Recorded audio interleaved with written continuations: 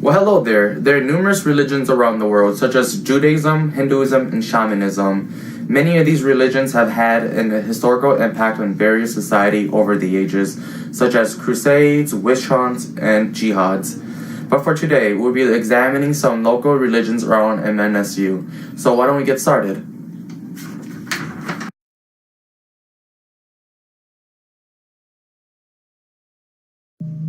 Buddhism is a religion founded in the late 6th century BCE in northeastern India, and though has become nearly extinct in its country of birth due to Hinduism conversion or Islamic invasion, has grown to more than 300 million followers in other Asian countries it has since spread to. The theological origin of Buddhism comes from a 6th century prince who, according to legend, left his life of luxury on a series of 4 chariot rides, in which he witnessed the 4 forms of human suffering, including old age, illness, and death. This caused him to leave his family in sight of enlightenment, and through a series of many trials, he finally attained nirvana, and then began teaching his truths of compassion and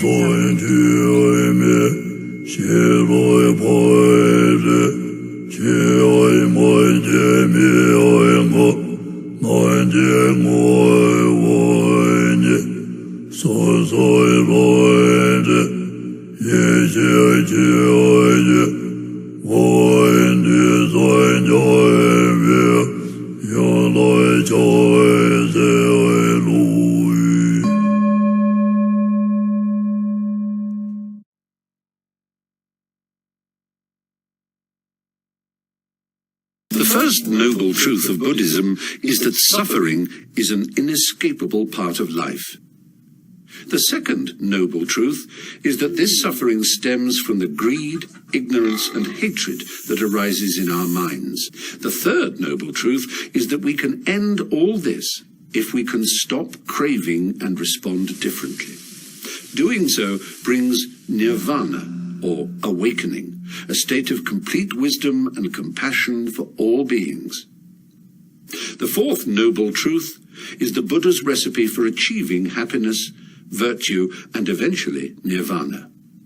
It is the eightfold path of developing understanding, positive intentions, skillful speech, action, and livelihood, making the right kind of effort, cultivating mindfulness, and mastering meditation.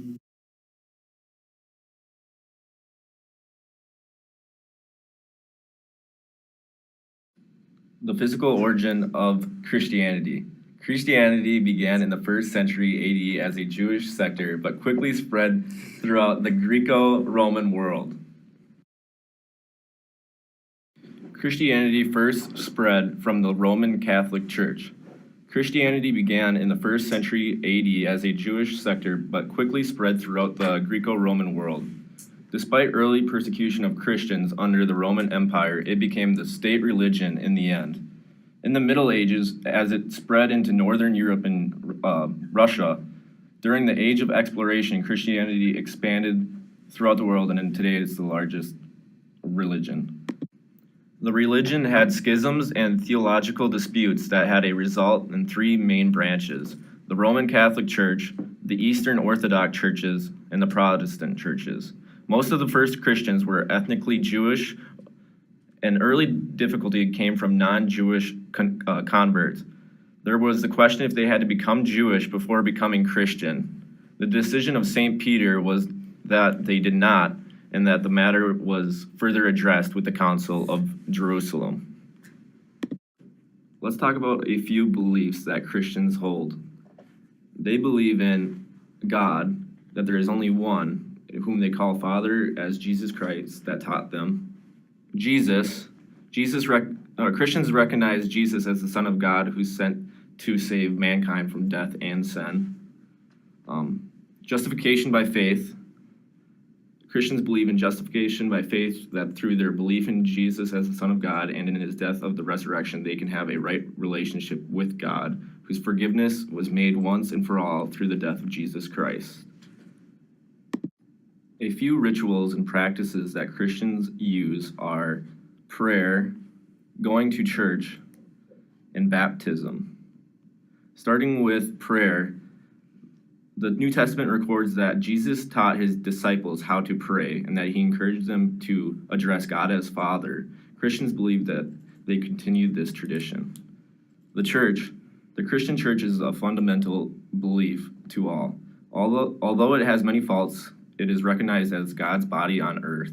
The church is the place where the Christian faith is nurtured and where the Holy Spirit is manifested on earth.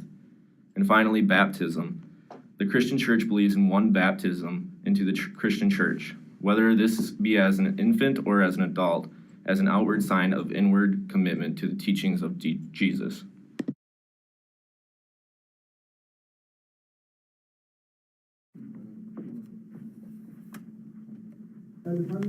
When you hear the word Islam, how will you define it? Is it like the word Judaism or Hinduism, an umbrella term used to categorize individuals of a common faith? Did you know the word Islam stemmed from the word Shen, Lamed, Mem, and Salam? SLM translate to willingly, safely, or quietly, while Salam, using the root word of SLM, means peace. So Islam is more accurately translated in a religious context to willingly submitting to a higher power. The true meanings of such words as this have been altered throughout the ages, intentionally or unintentionally. Some of the changes have occurred from the interest of the few elites or even the translation of scriptures. The Sapir-Whorf hypothesis states that the language an individual uses alters their perception of the world. Because of the existence of various perceptions, words from other language may be misrepresented. Another example of this can be the word jihad. The true meaning of the word is an internal struggle, or depending on the context, using force for self-defense. However, because of various factors, the word jihad has a negative connotation involved with it. To further develop our understanding of the religion Islam, and only the religion without outside factors such as human nature, we have to approach such topics with caution as to not associate outside factors with the religion.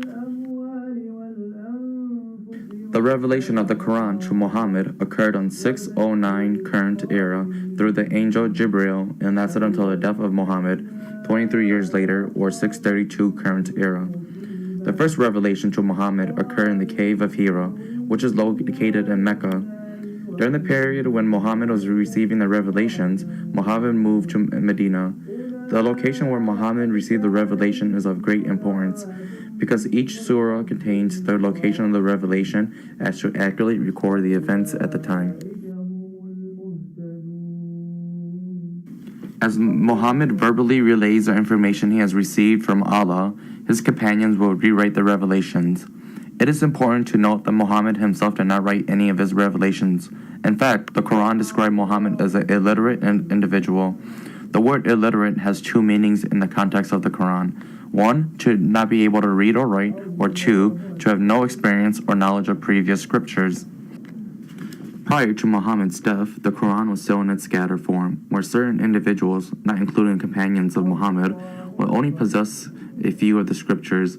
It was only after Muhammad's death in 632 current era that the Quran became fully compiled by the order of the first Caliph, Abu Bakr.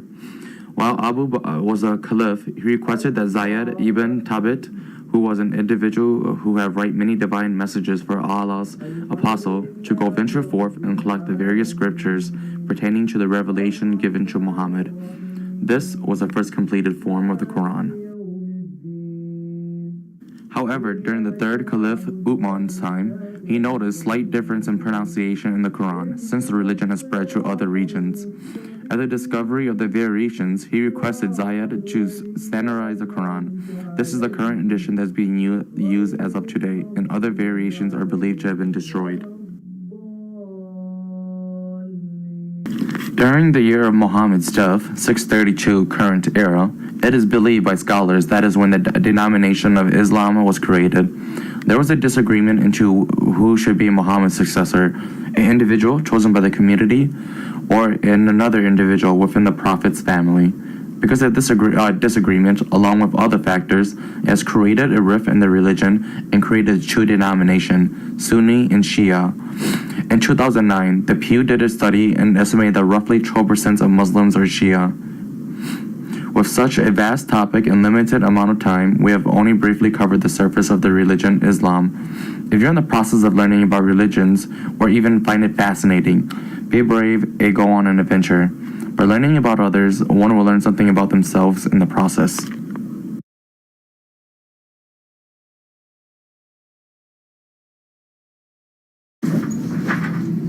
These are just a few of the many faiths in the pool of religion. If you found any of this fascinating, be brave and venture forth to further develop your knowledge of various religions.